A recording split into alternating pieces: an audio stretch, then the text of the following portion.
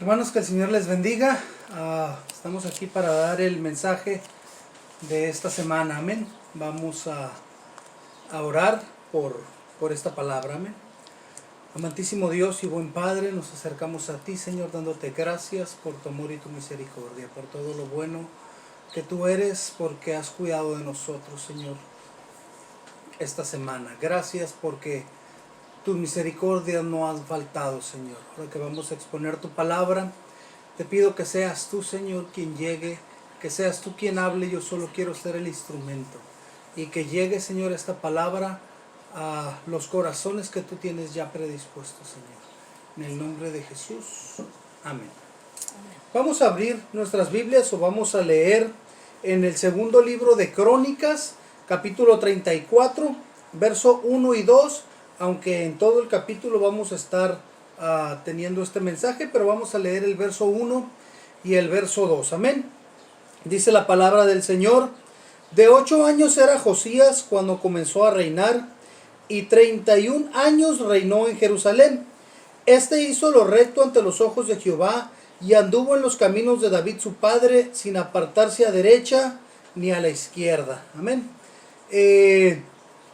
Yo le puse a este mensaje: ¿qué podemos aprender de un niño? Me llama la atención, estamos hablando aquí de un niño, dice de 8 años. ¿Qué podemos aprender de un niño? En ocasiones nos creemos o creemos que somos muy superiores y a veces es difícil para los padres, cuando se equivocan, pedir perdón a alguno de sus hijos, porque como soy el padre o como soy superior, pues ¿cómo decirle a mi hijo que me equivoqué? O cuando un niño, o cuando un adolescente, cuando ya somos adultos, nos da una lección o nos dice algo, nos quiere enseñar algo, a veces creemos: si yo ya tengo tanto tiempo vivido, si yo ya he vivido, si yo ya conozco, ¿qué voy a aprender? Pero hay cosas que en los últimos meses yo he estado trabajando y yo he estado viendo, y es sobre los niños. ¿Qué podemos aprender? El niño es feliz, el niño es independiente muchas veces, el niño no se preocupa por muchas cosas, el niño... hay tantas cosas que podemos aprender. Hoy vamos a ver la vida de Josías, de este niño, su adolescencia, su juventud, y vamos a ver qué podemos aprender de este niño. En el versículo 3 dice la palabra del Señor: a los 8 años de su reinado, siendo aún muchacho, comenzó a buscar al Dios de David su padre, y a los 12 años comenzó a limpiar a Judá y a Jerusalén de los lugares altos, imágenes de acera, esculturas e imágenes fundidas. Este niño comienza a reinar a los 8 años. Su padre y su abuelo, uno de los peores reyes, más idólatras, más que menos siguieron a Dios. Y este niño a los 8 años comienza a reinar. Muere su padre Amón, y él comienza a reinar a los 8 años. Dice el versículo 3 que a los 8 años de su reinado, esto es a los 16 años, comenzó a buscar a Dios, comenzó a meterse con Dios y comenzó a quitar los altares y a quitar todas las imágenes que a Dios no le agradaban, con tan solo 16 años. A los 16 años él comenzó no a distinguir. Yo siempre les digo, ¿verdad? El niño de 2 años, de 3 años, hace una travesura y sabe que hizo mal y va y se esconde, ¿verdad? Porque sabe que hizo mal. Este niño, estamos hablando de los 16 años, no comenzó a distinguir o a ver: ¿sabes qué? Esto es incorrecto, esto no le agrada a Dios, sino que comienza a actuar en consecuencia de. Él dice: si a Dios no le agrada las imágenes, si a Dios es un Dios celoso y no le agrada que tengamos otros dioses, voy a comenzar a destruir. Y comienza a destruir y a tumbar todas las imágenes. En su juventud a veces podríamos decir, es que es muy joven, no sabe, o soy muy joven, yo no sé, no tengo la experiencia, o no tengo el conocimiento como gente adulta. Dentro de los caminos del Señor también muchas veces decimos, no, pues es que yo voy empezando, yo no sé. La juventud o la inexperiencia no es un pretexto para no hacer lo que agrada a Dios o no hacer lo que es correcto o incorrecto. Este joven de 16 años comienza a hacer lo que le agrada a Dios, a quitar lo que no le agrada a Dios para hacer lo que a Dios le agrada. Y no es el único. En la Biblia podemos encontrar muchos casos de jóvenes que a muy temprana edad supieron hacer lo que le agradaba a Dios, supieron hacer lo correcto ante los ojos de Dios. El mismo David, a su pequeña edad, a su corta edad, cuando va al campamento y está Goliat, dice, ¿quién es este incircunciso? ¿Quién es este que se atreve a retar a Dios? A pesar de ser muy joven, él sabía y tenía conocimiento de quién era Dios. Y se enfrenta al gigante y lo derrota con un coraje, con un celo por Dios. Su juventud, su inexperiencia no le fue un estorbo. El mismo Daniel con Azarías, Ananías y Misael se deciden no comer la comida del rey, porque era abominación a Dios. A lo mejor podían decir, ¿sabes qué? Pues vamos a comer lo que todos comen, al cabo somos jóvenes, no podemos excusarnos en nuestra inexperiencia o en nuestra juventud. En la Biblia vemos a Timoteo, a Tito, jóvenes que tomaron el reto, que enfrentaron. Para Timoteo desde niño enseñado, pero el reto de estar al frente de una iglesia, de ser el pastor y tener a gente como Juan ahí, un apóstol experimentado y tomar el reto de ser el pastor. A veces nos excusamos en nuestra inexperiencia o no, lo que pasa es que yo tengo poco en la iglesia o no conozco muy bien. Ese no es excusa para hacer lo que es correcto. Josías, de 16 años, comenzó a hacer lo correcto y a echarse enemigos encima, porque la gente que acostumbraba a ir a estos lugares le molestaba, le dolía lo que estaba haciendo Josías, y a pesar de ser un joven se atrevió a hacer lo correcto. No te puedes amparar a que estás joven y por eso lo haces, a que no conoces o a que eres inexperto.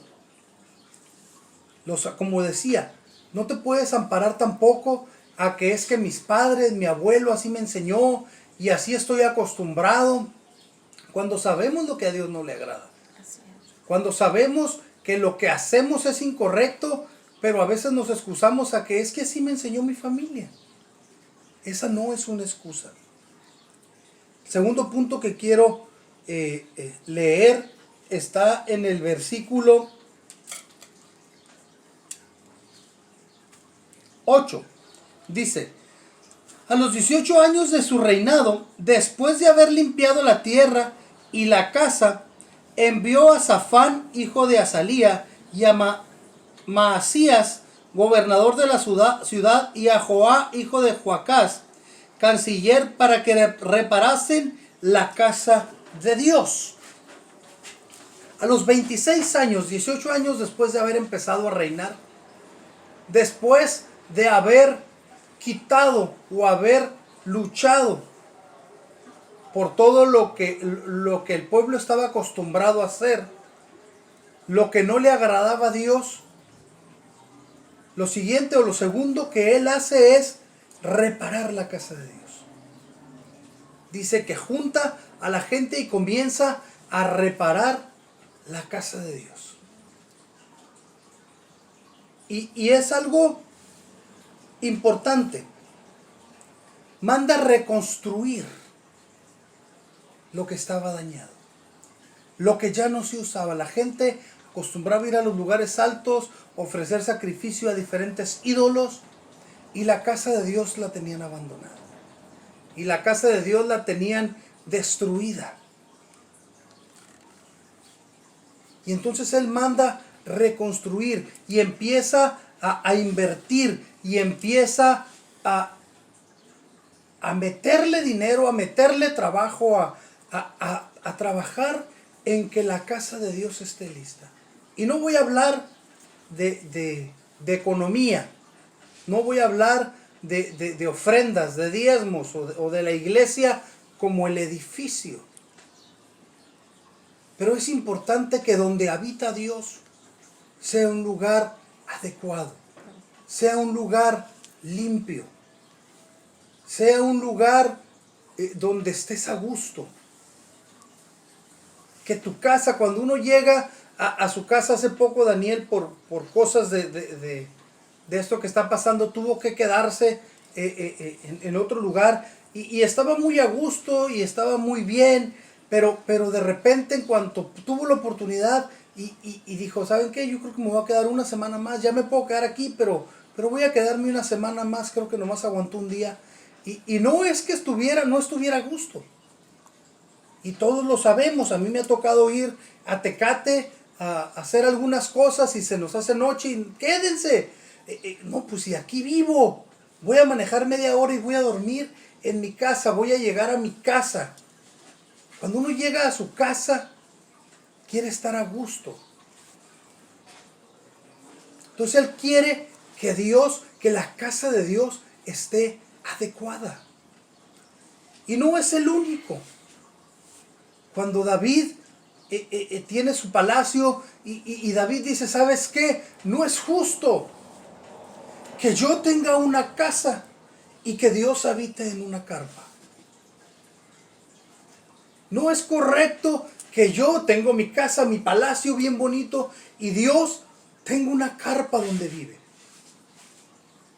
Y Salomón, el hombre más sabio, comienza a construir una casa hermosa para Dios, trayendo lo mejor y utilizando lo mejor para la casa de Dios. Y cuando Nehemías, en la época de Nehemías y Esdras y toda esta gente que viene, y Zorobabel y todos ellos, lo primero que hacen es reconstruir la casa de Dios. Es importante que la casa de Dios esté adecuada. Y nuestro hogar es la casa de Dios. Es el lugar donde Dios habita. Es el lugar donde Dios debe habitar. Y nuestra vida es templo, nuestro cuerpo es templo de Dios. Entonces es importante que el templo de Dios esté adecuado para Dios. Que permitimos que entre a nuestra casa. Que permitimos que se oiga en nuestra casa. Aquí en esta casa siempre hemos tenido cuidado de que no se miren caricaturas que van en contra de Dios. Y a veces, pues es una caricatura o es una película donde se le da mucha importancia a los demonios o a cosas así. ¿Qué hay en tu casa? ¿Qué permites? Y aquí quiero enfocarme a los jefes de familia. ¿Qué permites que hay en tu casa? ¿Es adecuada para Dios? Porque no puedes decir, mi hogar es adecuado o mi hogar es el templo de Dios, pero me permito que entren cosas que no le agradan a Dios. Dios te respeta y se aparta. Y es tu responsabilidad como jefe de casa o jefa de casa, que en muchos casos se da, lo que permites que entre a tu casa, lo que permites que se haga en tu casa.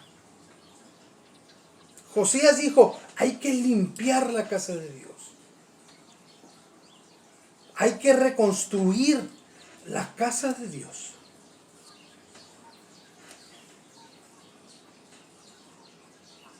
¿Cómo está tu casa? ¿Cómo está tu vida con Dios? Hace poco escuchaba una persona que decía, hay hombres que dicen, es que yo con tal de que no haya problemas en la casa, yo permito que mi esposa... Y decía, es que tú no estás para permitir que tu esposa, no estás para permitir que tu hijo, no estás para evitar problemas, estás para crear problemas cuando algo incorrecto quiere entrar a tu casa. No para evitar problemas. En tu casa no tienes que evitar problemas. Tienes que hacer un problema si algo incorrecto está entrando a tu casa. ¿Cómo está tu casa? Se necesita construir una casa porque yo vivo tan cómodo, pero a Dios lo tengo en un rincón o a Dios lo tengo en una carpa. Porque yo vivo cómodo, entonces hay que construir un hogar para Dios. Entonces hay que construir una vida para Dios. O yo construí mi vida, o en esta vida o en esta casa Dios habitaba, pero he metido tantas cosas por la puerta de mi casa que Dios ha estado saliendo por la ventana. Entonces es necesario reconstruir y poner a Dios en primer plano. El último punto que quiero tocar, el verso 18 y 19, que dice, luego que el rey oyó las palabras de la ley, rasgó sus vestidos y mandó a Hilcías y a Hicam, hijo de Safán, y a Abdón, hijo de Macaía, y a Safán, escriba, y a Asaías, siervo del rey, diciendo, andad y consultad a Jehová por mí y por el remanente de Israel de Judá acerca de las palabras del libro que se ha hallado, porque grande es la ira de Jehová que ha caído sobre nosotros, por cuanto nuestros padres no guardaron la palabra de Jehová para hacer conforme a todo lo que está escrito en el libro. Cuando ellos están reconstruyendo el libro, reconstruyendo el templo, encuentran el libro de la ley. Encuentran la palabra de Dios. Y entonces se la mandan a Josías y el escriba le lee la palabra. Entre los escombros, entre el polvo, se encontraba la palabra de Dios. Se encontraba la ley de Dios. Y vienen y se la leen. Y yo te quiero preguntar, ¿dónde está el libro de la ley en tu vida? Tenemos 2 meses, 3 meses, vamos para 3 meses en esta cuarentena. ¿Cómo está el libro de la ley? ¿Está escondido y empolvado? ¿Hace cuánto que no lo lees? ¿Hace cuánto que no lo meditas? ¿Hace cuánto que no te sientas con tu familia? O cuando vayamos a abrir, vas a decir, ¿dónde está la Biblia? ¿Dónde la dejé el día que nos dijeron que ya no iba a haber cultos en la iglesia? ¿Dónde la dejé? Cuando a Josías le traen el libro de la ley, estaba escondido, estaba empolvado, fue encontrado en esta reconstrucción. A cada rey se le tenía que entregar una copia y leérsela. ¿Hacía cuánto que no se le daba una copia a un rey de Israel o de Judá? ¿Dónde está el libro de la ley? ¿Hace cuánto que no lo lees? Como les decía, si regresamos, ¿dónde lo vas a encontrar? O Si no podemos regresar hasta dentro de 20 años, ¿quién lo va a encontrar? ¿Tus hijos? ¿Tus nietos? ¿Tus bisnietos? Van a decir, mira, abuelo, lo que encontré. ¿Qué importancia le das? Cuando Josías lo lee y dice, hemos fallado a Dios. Le hemos fallado. En la época del posexilio, cuando regresan del exilio, Esdras comienza a leer el libro de la ley y la gente dice, ¿qué errores hemos cometido? ¿Cómo nos hemos equivocado con Dios? Esto es lo que a Dios le agrada.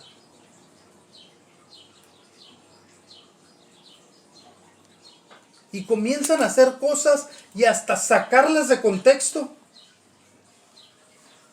Pero dicen, si esto le agrada a Dios, esto haremos.